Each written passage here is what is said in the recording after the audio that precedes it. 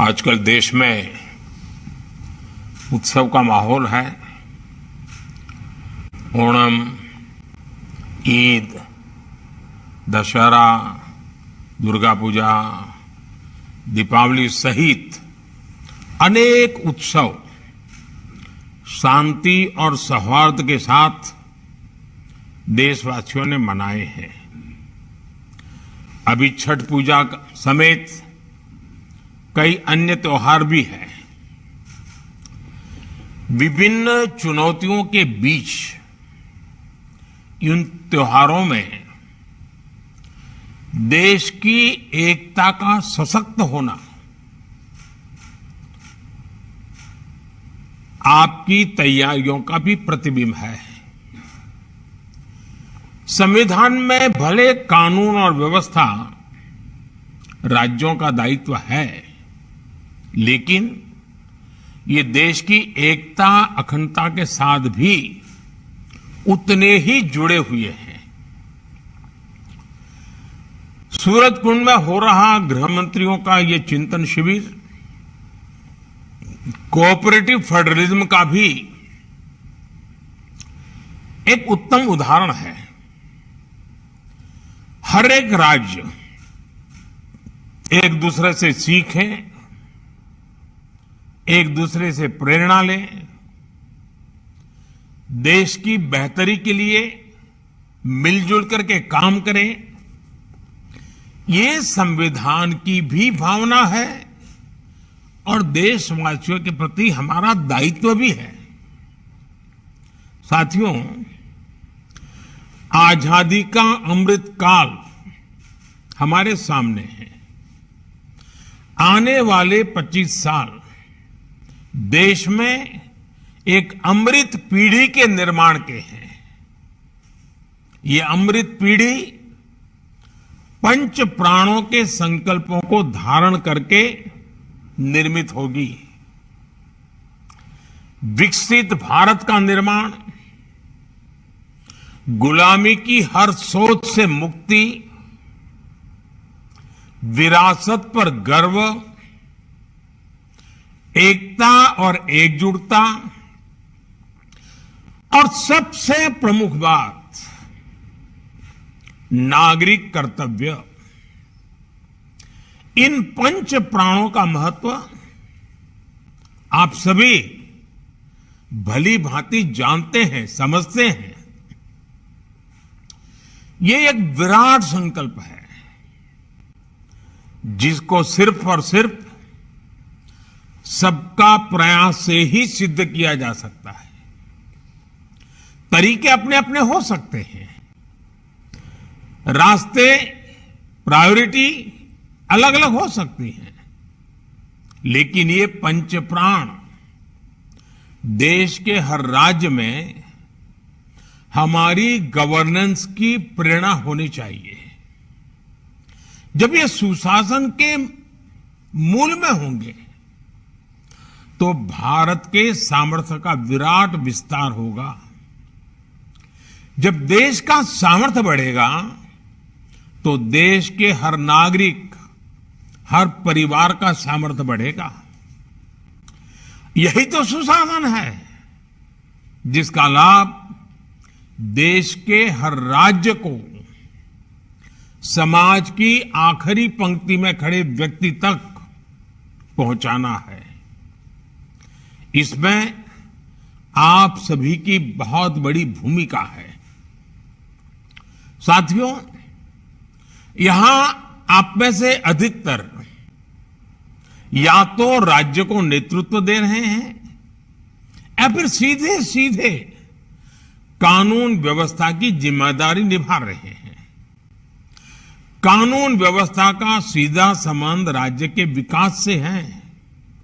इसलिए राज्यों में विकास के लिए अनुकूल वातावरण बनाने में आप सभी के निर्णय और नीतियां और आपकी रीति ये बहुत अहम है। साथियों, कानून व्यवस्था के पूरे तंत्र का विश्वसनीय होना जनता के बीच उनका परसेप्शन क्या है, ये भी उतना ही महत्वपूर्ण है। आपने देखा है कि जब भी कोई नेचुरल कैलेमिटी होती है, प्राकृतिक आपदा होती है, तो इन दिनों एनडीआरएफ की, एसडीआरएफ की एक पहचान बनी हुई है। उनका यूनिफॉर्म, उस संकट के समय पहले पहुंच जाना, और इसके कारण देशवासियों के मन में इनके प्रति एक विश्वास बना है कि भाई ये आए हैं, चलिए संभल जाएगा, ये जो कह रहे हैं मानना चाहिए, इनकी बातें अगर स्वीकार करेंगे तो हमारा नुकसान कम होगा। और आप देखिए एनडीआरएफ में है कौन भाई, एसडीआरएफ में है कौन, आप ही के सब साथी हैं, सुरक्षा बल के जवान ही हैं, लेकिन समाज में उनके प्रति बड़ी श्रद्धा बन गई है। आपदा के समय में जैसे ही एनडीआरएफ, एसडीआरएफ की टीम पहुंचती है, वैसे ही लोगों को संतोष होने लगता है कि अब एक्सपर्ट टीम पहुंच गई है, अब से अपना काम कर लेंगे।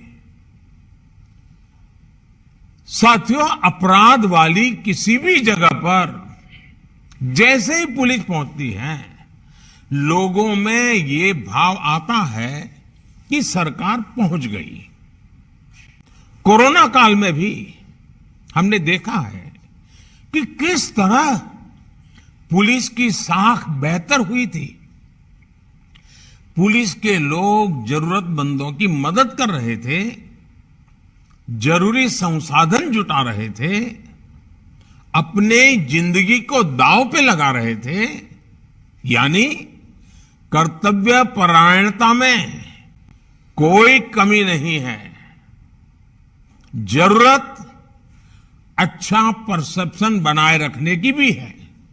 इसके लिए पुलिस बल को प्रेरित करना, उसके लिए प्लान करना, हर छोटी मोटी चीजों पर लगातार मार्गदर्शन करते रहना, कुछ गलत होता है तो रोकना, ये हमारी एक जीवंत प्रक्रिया होनी चाहिए, ऊपर से नीचे तक हर पल होनी चाहिए।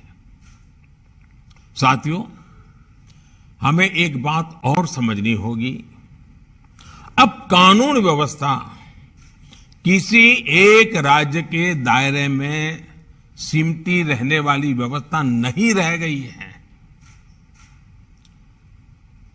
अब अपराध इंटरस्टेट और इंटरनेशनल हो रहे हैं, यानी टेक्नोलॉजी की मदद से एक राज्य में बैठे अपराधी दूसरे राज्य में भयंकर अपराध करने की ताकत रखते हैं। देश की सीमा से बाहर बैठे अपराधी भी टेक्नोलॉजी का जमकर गलत इस्तेमाल कर रहे हैं। इसलिए हर राज्य की एजेंसियों का आपस में तालमेल, केंद्र और राज्य की एजेंसियों का आपस में तालमेल, ये बहुत जरूरी है। और इसीलिए आपको मालूम होगा, मैंने डीजीपी कॉन्फ्रेंस में कहा था कि 2 एडजॉइनिंग स्टेट होते हैं, उसके जो एडजॉइनिंग डिस्ट्रिक्ट होते हैं, उन्होंने पीरियोडिकली बैठ करके दोनों राज्यों के उन दोनों जिलों की समस्याओं का संकलन करना चाहिए, साथ मिलकर काम करना चाहिए, उसी में से ताकत बनेगी।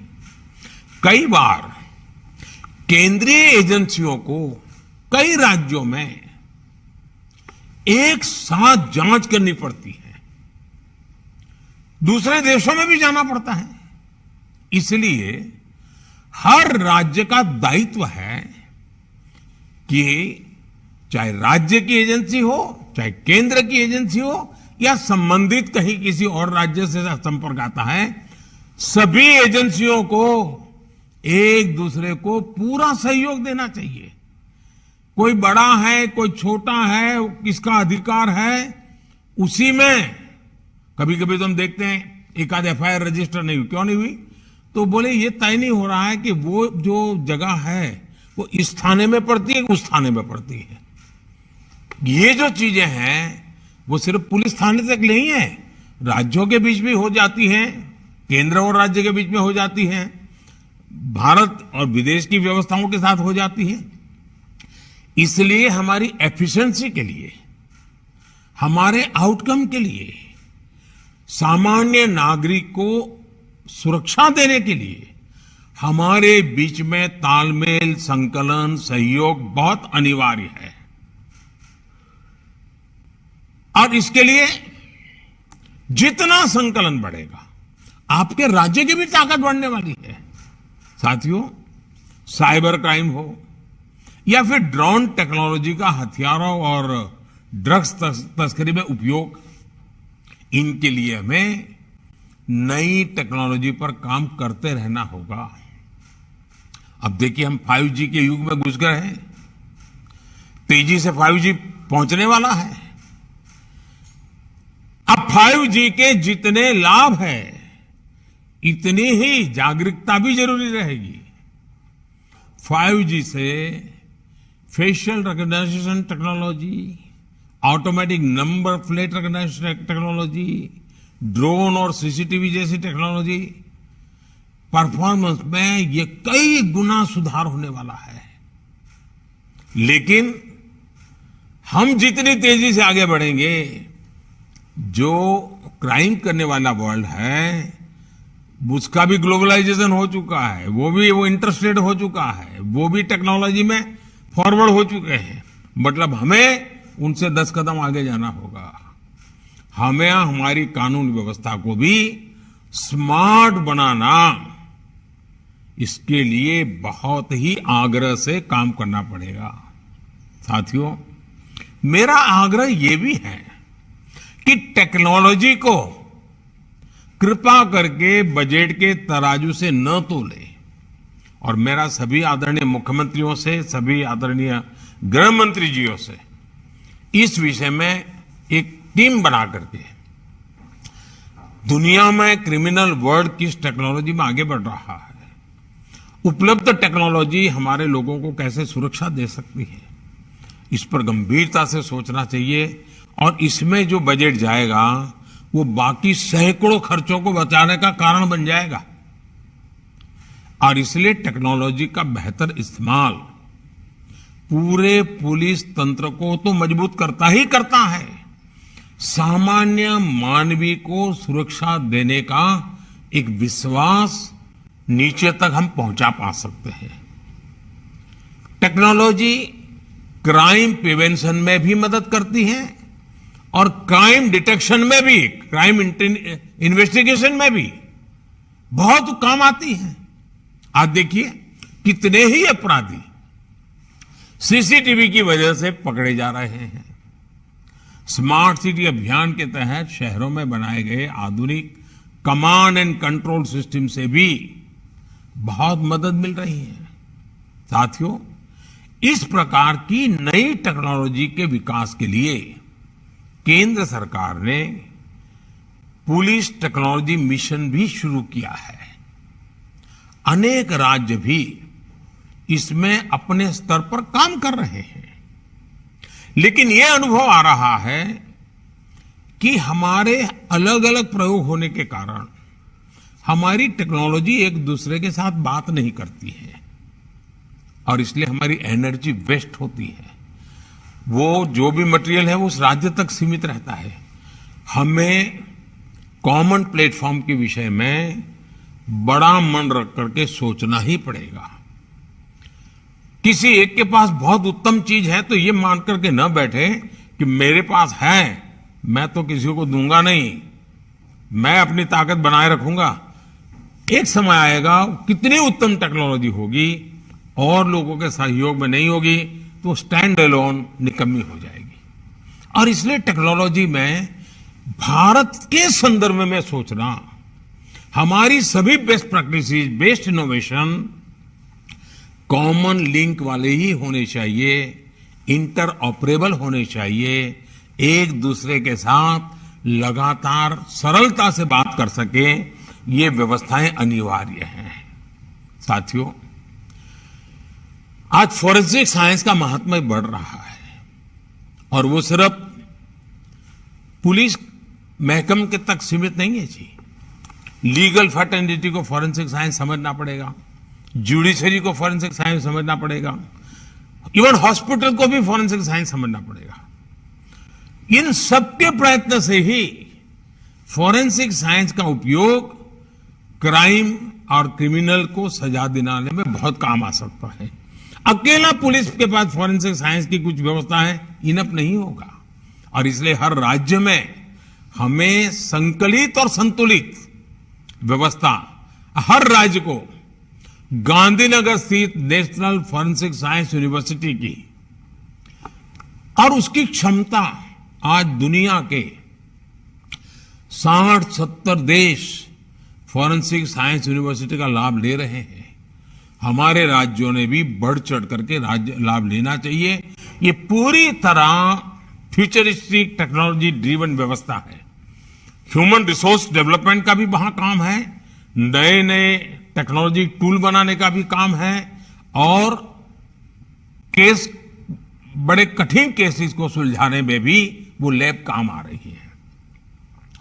मैं समझता हूं कि इस व्यवस्था का उपयोग सभी राज्य सक्रियता से कैसे करें।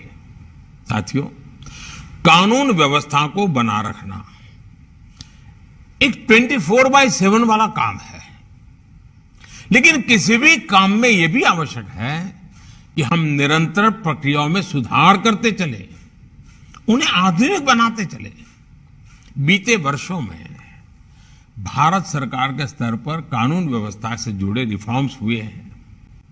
उन्होंने पूरे देश में शांति का वातावरण बनाने में मदद की है।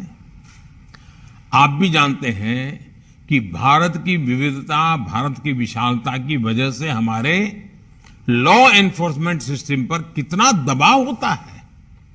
इसलिए बहुत जरूरी है कि हमारा ये सिस्टम सही दिशा में ऊर्जा लगाए, वरना हमने देखा है कि कितने ही अनावश्यक केसों में छोटी छोटी गलतियों की जांच में ही पुलिस डिपार्टमेंट की ऊर्जा चली जाती है।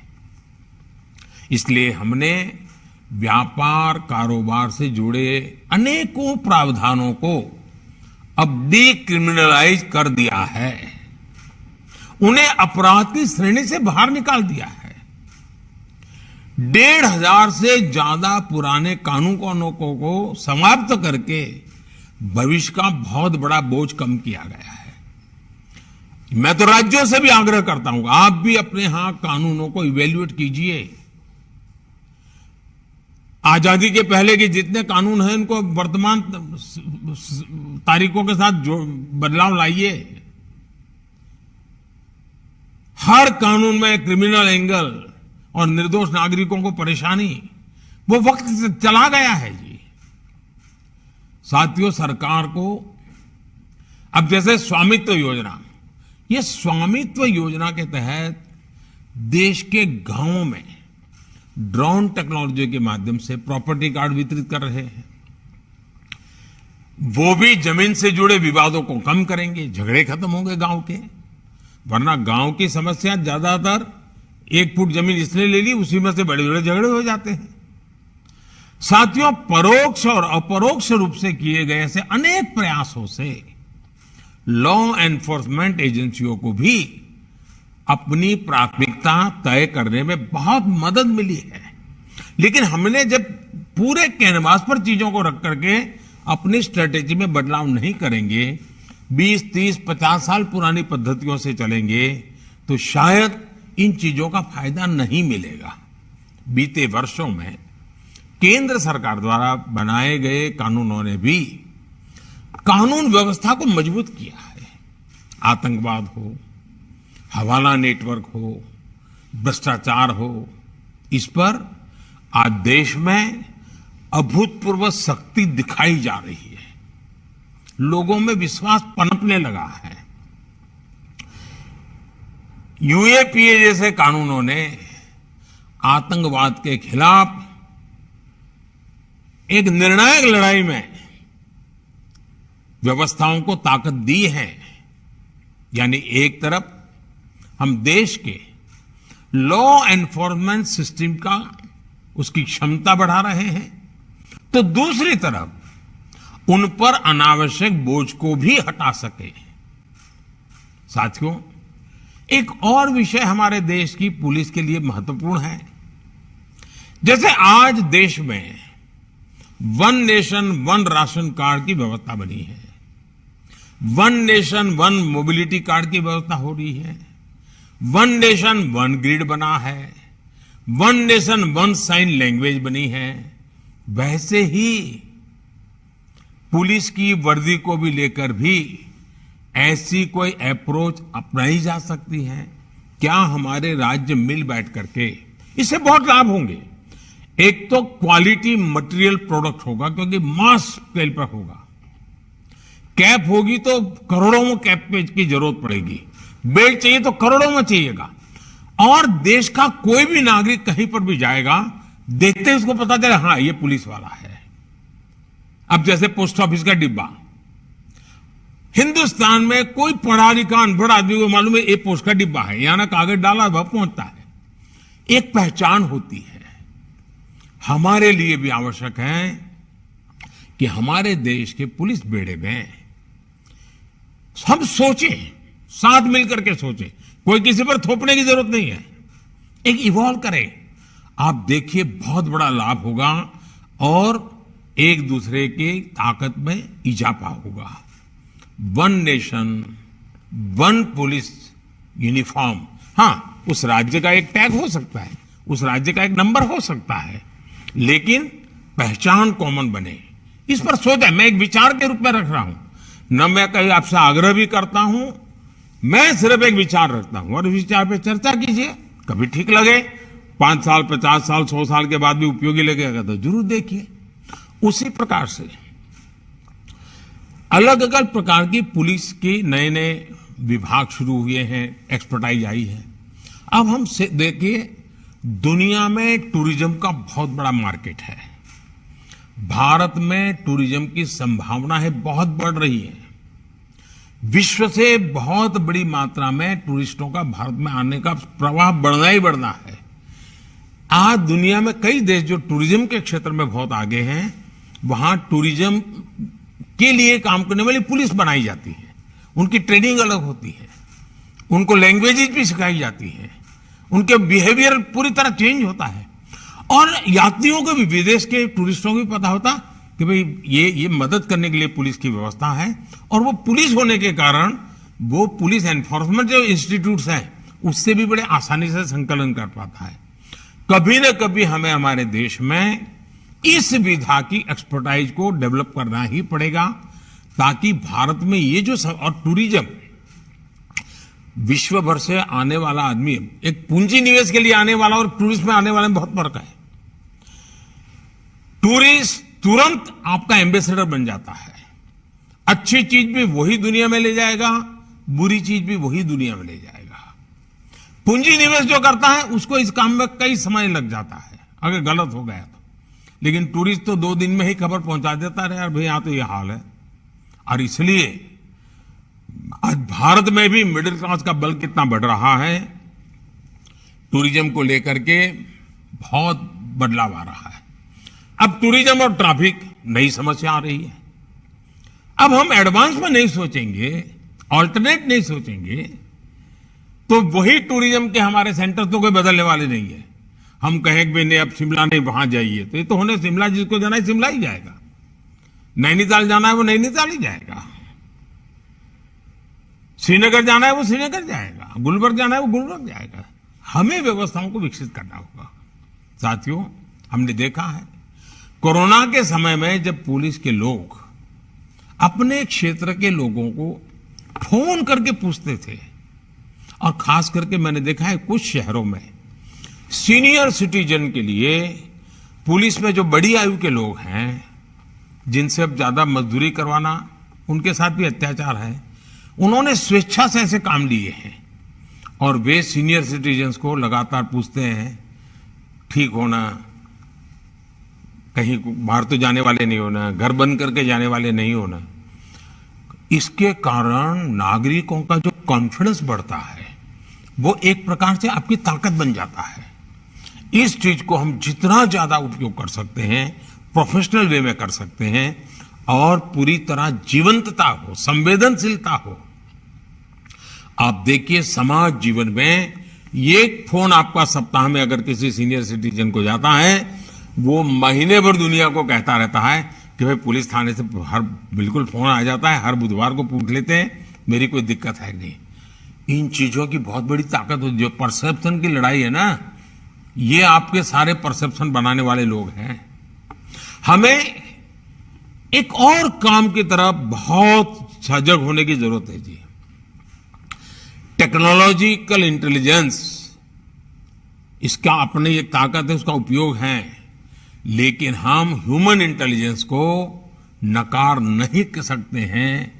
उस विधा को पुलिस डिपार्टमेंट ने आज से 100 साल, कितनी टेक्नोलॉजी बदल जाए, 100 साल के बाद उसकी जरूरत पड़ने वाली है।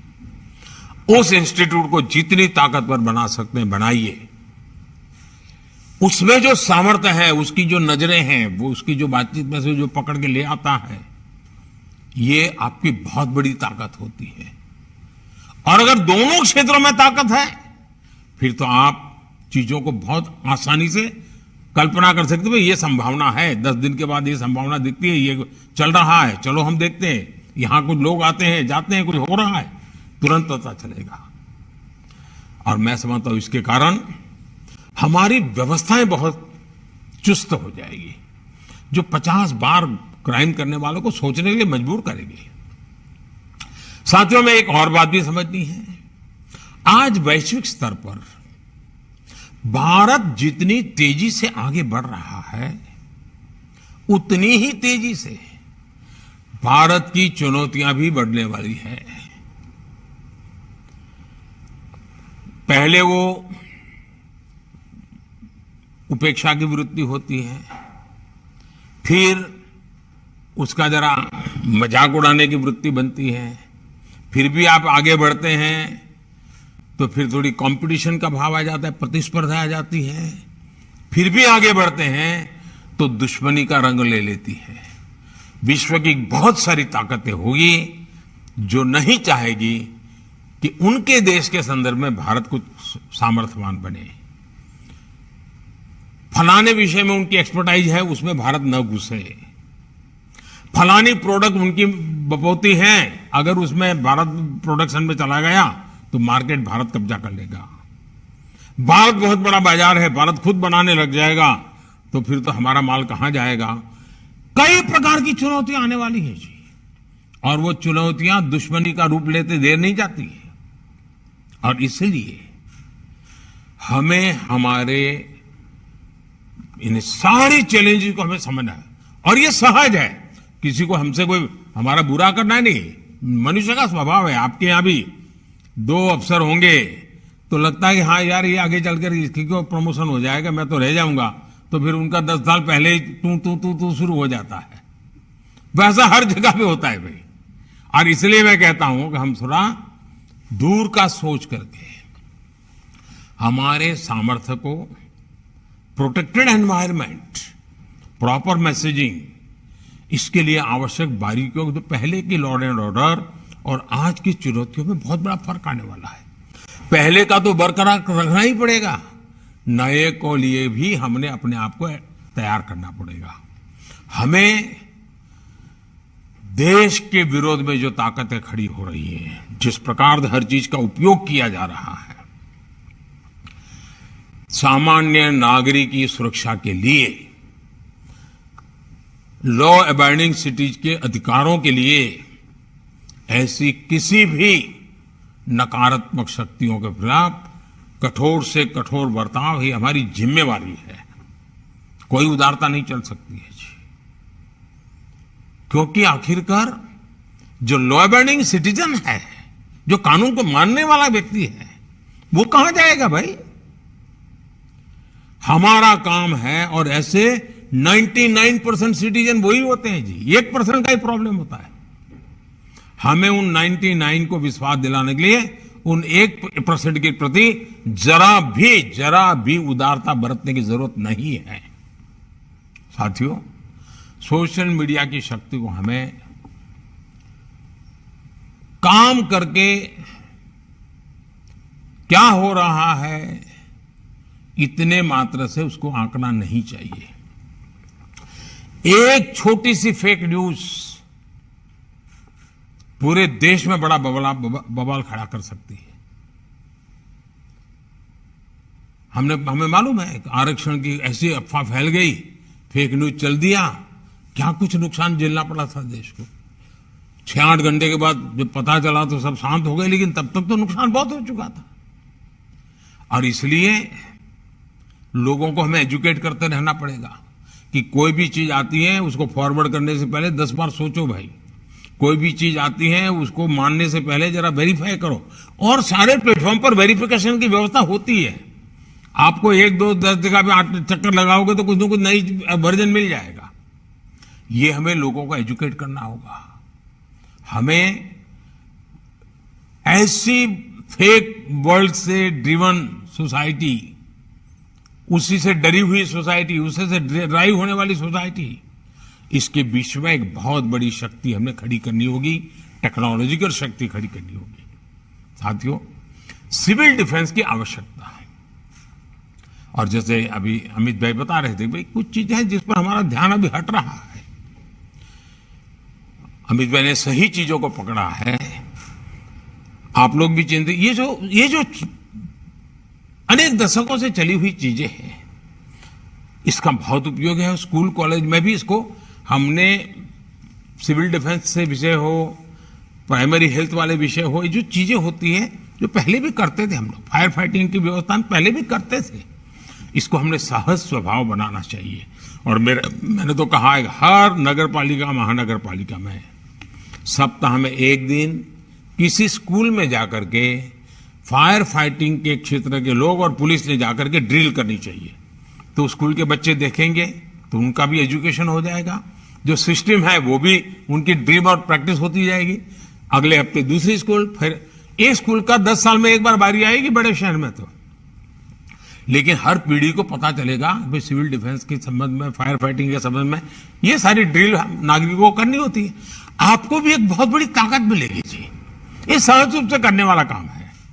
साथियों, बीते वर्षों में आतंक के ग्राउंड नेटवर्क को ध्वस्त करने की में सभी सरकारों ने बहुत जिम्मेवारी के साथ उसकी गंभीरता को समझ करके कुछ न कुछ करने का प्रयास किया है।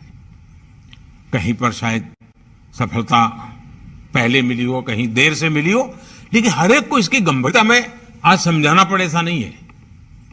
अब हमें ताकत को जोड़ करके इसको हैंडल करना है जी। इसी प्रकार नक्सलवाद के हर फॉर्म को हमने पराजित करना पड़ेगा जी। बंदूक वाला भी है और कलम वाला भी नक्सलवाद है। हमें इन सब का काट निकालना पड़ेगा जी। हमारी युवा पीढ़ी को भ्रमित करने के लिए ऐसी बचकाना बातें कर करके चल पड़ते हैं लोग, और इतना नुकसान देश को हो रहा है और आने वाले दिनों में कोई संभाल नहीं पाएगा जी। और इसलिए हमने जैसे नक्सल प्रभावित जिलों पर फोकस किया है, उसी प्रकार से उन्होंने अब अपना इंटेलेक्चुअल दायरा उन जगह पे पहुंचाने का प्रयास किया है जो आने वाली पीढ़ियों में विकृत मानसिकता पैदा कर सकते हैं, एक दूसरे के प्रति द्वेष पैदा कर सकते हैं, इमोशनल चीजों को आउट ऑफ प्रोपोर्शन उछाल करके समाज के अनेक टुकड़ों में खाई पैदा कर सकते हैं, बिखराव पैदा कर सकते हैं।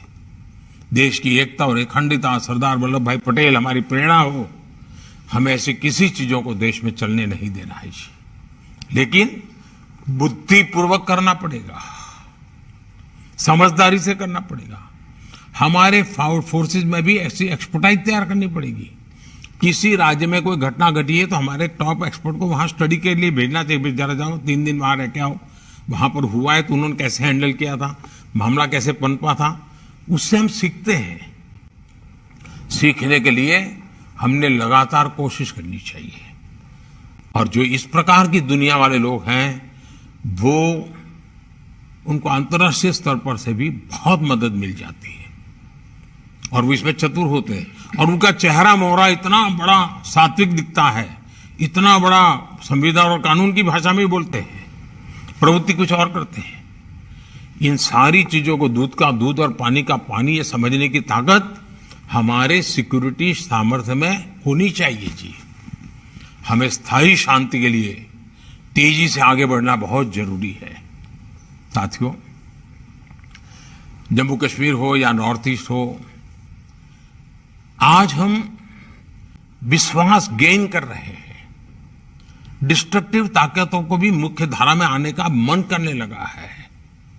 और जब हम विकास उनको नजर आता है, इंफ्रास्ट्रक्चर दिखता है, उनकी अपेक्षाएं पूरी हो रही है, तो वे भी अब शस्त्रों को छोड़ करके साथ चलने के लिए तैयार हो रहे हैं।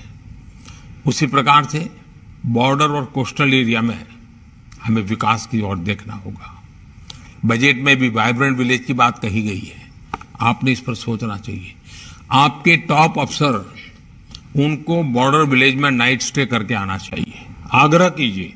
मैं तो मंत्रियों से भी कहूंगा कि कम से कम एक साल में 5 या 7 बॉर्डर विलेज में जाकर के 2-3 घंटे बिता के आइए। चाहे वो किसी स्टेट का बॉर्डर विलेज हो या इंटरनेशनल बॉर्डर विलेज हो, आपको बहुत कुछ बारीकियों का पता चलेगा।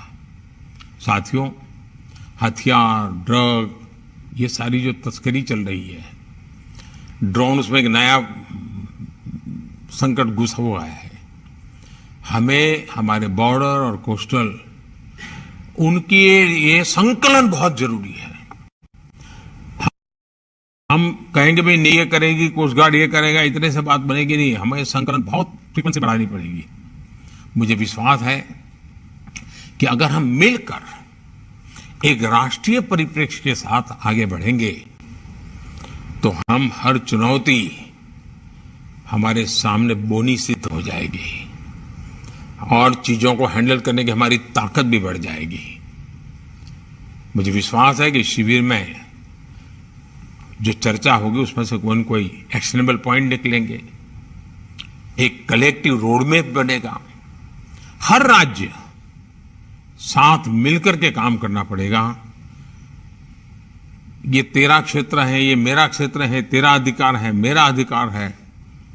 अगर हम उसमें उलझे रहेंगे तो उसका सबसे ज्यादा फायदा समाज विरोधी ताकतें, कानून को जो मानते नहीं हैं, वो इस अव्यवस्था का भरपूर फायदा उठा सकते हैं। इसलिए हमारे बीच समझदारी, संकलन, विश्वास और बड़ा प्रोफेशनल होना चाहिए जी। और ये जिम्मेवारी हमारे कैडर्स की है, बहुत बड़ी जिम्मेवारी है। अगर मुझे विश्वास है हम साथ मिलकर के करेंगे तो हम जो चाहते हैं वैसा परिणाम प्राप्त कर सकेंगे। और देश के लिए जो अवसर आया है, उस अवसर को पहली नजर में ताकत यूनिफॉर्म फोर्सेस से आती है जी। विश्वास का एक कारण यूनिफॉर्म फोर्सेस बन जाता है। हम उसको जितना ज्यादा ताकतवर बनाएंगे, जितना ज्यादा ब्रॉड विजन के साथ काम करने वाला बनाएंगे, जितना ज्यादा नागरिकों के प्रति संवेदनशील बनाएंगे, बहुत लाभ होगा। कुछ सुझाव मैंने डीजीपी कॉन्फ्रेंसिस में कही है। मैं सभी मुख्यमंत्री और गृह मंत्री से आग्रह करूंगा कि डीजीपी कॉन्फ्रेंस एक बहुत ही अच्छी इंस्टीट्यूशन के रूप में विकसित हुई है। खुल करके चर्चा होती है और उसमें पॉलिटिकल एलिमेंट जीरो होता है। उसमें से जो बातें निकलती है, मैं सभी गृह विभाग के मेरे सचिव जो रहते हैं वो आईएएस कैडर के होते हैं और हमारे जो पॉलिटिकल फील्ड के लोग जो चुन करके आकर के सरकार चलाते हैं, डीजीपी कॉन्फ्रेंस में जो बातें हुई उनसे पूरा ब्रीफिंग लेना चाहिए। उसमें एक्शनेबल पॉइंट को हमें अपने राज्य में तुरंत लागू करना चाहिए, तब जाकर के फायदा होगा। हमें डीजीपी कॉन्फ्रेंस से तो एक मीटिंग हो गई थी, हमारे साहब होकर के आ गए हैं, ये नहीं है जी। ये एक देश की सिक्योरिटी को लेकर के काम करने। अब जैसे एक सुझाव आया था कि भाई हमारे पुलिस के लिए रहने के घर, अब मैंने एक सुझाव दिया था कि खास करके बड़े शहरों में जो पुलिस थाने हैं या पुलिस स्टेशन है, आप जरा सोचिए कि उसमें से कुछ मल्टी स्टोरीड बन सकता है क्या? नीचे थाना चला रहेगा, लेकिन अगर ऊपर 20 मंजिला मकान बना दिया और क्वार्टर बना दिए रहने के लिए, तो उस इलाके के जितने पुलिस वाले हैं उनके लिए घर वहीं मिल जाएगा। ट्रांसफर हो जाएगी तो वो खाली करके चला जाएगा, तो जो आएगा उसको वही मकान मिल जाएगा। तो पुलिस को आज शहर के बाहर 25 किलोमीटर दूर घर मिलता है, उसको आने जाने में 2-2 घंटे लगते हैं। हम जमीन का भी ज्यादा उस राज्य से बात कर सकते हैं, उस कॉरपोरेशन से बात कर सकते हैं, जरा उसको हाई राइज के लिए भी फायदा हो, और ऊपर भी हम सिक्योरिटी के लिए व्यवस्थाएं ऑर्गेनाइज कर सकते हैं, हम चीजों को देखने के लिए व्यवस्था ऑर्गेनाइज कर सकते हैं। यानी स्टैंड एलोन एक छोटा पुलिस थाना है, उसके बजाय आधुनिक पुलिस थाना भी बन जाएगा, और उसी के ऊपर 20-25 मंजिला मकान बनकर के रहने के लिए घरों की व्यवस्था हो जाएगी। और मैं जरूर मानता हूं बड़े शहर में 25-50 थाने तो ऐसे जरूर मिल सकते हैं कि जहां इस प्रकार के डेवलपमेंट की संभावना है बहुत, क्योंकि बड़े शहरों में 20 किलोमीटर 25 किलोमीटर बाहर जाना पड़ रहा है पुलिस के क्वार्टर बनाने के लिए। और उसमें देखा होगा, अब जैसे अभी अमित भाई बता रहे थे कि भाई बजट जो देते हैं वो उपयोग नहीं हो रहा है, जितनी मात्रा में खर्च होना चाहिए नहीं हो रहा है। अब भारत सरकार में एक ऐसी स्थिति शुरू हुई है कि मुझे बार बार आग्रह करना पड़ता है कि जिस काम के लिए तय किया है उन बजट को उस काम के लिए उपयोग करो और समय सीमा में करो। आज पैसे खर्च नहीं कर पा रहे हम लोग। हमारे देश में इस स्थिति में नहीं, हमें अपनी ताकत बढ़ानी होगी जी, हमारा सामर्थ्य बढ़ाना होगा, निर्णय शक्ति को बढ़ाना पड़ेगा, तब जाकर के इन धन का सही उपयोग समय सीमा में कर पाएंगे। और जब समय सीमा में धन का उपयोग होता है तो वेस्टेज तो बचता ही बचता है, हमें लाभ बहुत होता है। एक और मेरे विषय है आपका, मैं चाहता हूं सभी राज्य के पुलिस और भारत सरकार का पुलिस, जो हमने स्क्रैपिंग पॉलिसी लाए हैं उसका स्टडी कीजिए, और आपके जितने पुराने व्हीकल हैं एक बार उनको स्क्रैप करने की दिशा में आप आगे बढ़िए। पुलिस के पास व्हीकल पुराना नहीं होना चाहिए, क्योंकि उसकी एफिशिएंसी से जुड़ा हुआ विषय है। उससे कारण 2 फायदे होंगे।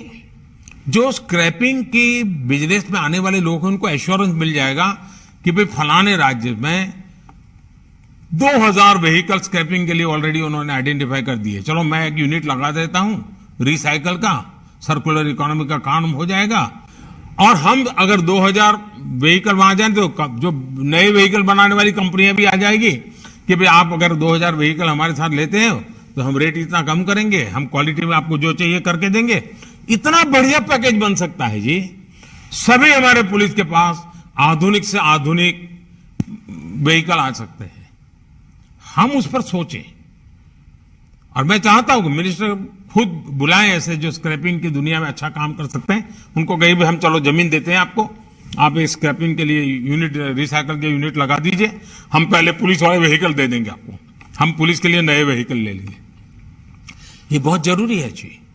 भारत सरकार के भिन्न भिन्न यूनिट भी अपने पुराने सारे कूड़ा कचरा निकाल देते हैं और नए, तो हमारी एनवायरमेंट एफिशिएंसी सब में फर्क आएगा। तो ऐसी छोटी छोटी चीजों पर भी अगर आप कुछ निर्णय करके निकलेंगे और उसको समय सीमा में लागू करेंगे, आप देखिए आप लोगों को तो सुरक्षा देंगे, आप देश के विकास में भी बहुत बड़े भागीदार बन जाएंगे। और मुझे पूरा विश्वास है कि जिस गंभीरता से इस मीटिंग को आप लोगों ने लिया है, और विशेष करके इतनी बड़ी संख्या में मुख्यमंत्रियों का आकर के इस मीटिंग में बैठना, सचमुच में तो जब मैंने आपको देखा हो तो मेरा मन करता है मुझे वहां आपके बीच में होना चाहिए था, लेकिन पहले से कुछ कार्यक्रमों का इतना प्रेशर रहा है कि मैं नहीं आ पाया। लेकिन जब इतने सारे माननीय मुख्यमंत्री जी आते हो तो एक प्रधानमंत्री का स्वाभाविक मन कर जाता है कि जरा आपके बीच बैठूं, मैं भी आपके साथ चाय पान करते करते काफी बातें करूं, लेकिन मैं नहीं कर पाया। इस बार गृह मंत्री जी आपके साथ बात कर रहे हैं, वो जो भी विषय आप चर्चा करेंगे मुझ तक जरूर पहुंचेगा, और मेरे हिस्से में जो जिम्मेवारी होगी मैं सभी मुख्यमंत्रियों को, सभी गृह मंत्रियों को विश्वास दिलाता हूं कि आपकी आशा अपेक्षा पर खरा उतरने के लिए भारत सरकार भी उतना ही प्रयास करेगी। मेरा आप सबको बहुत बहुत धन्यवाद, बहुत बहुत शुभकामनाएं।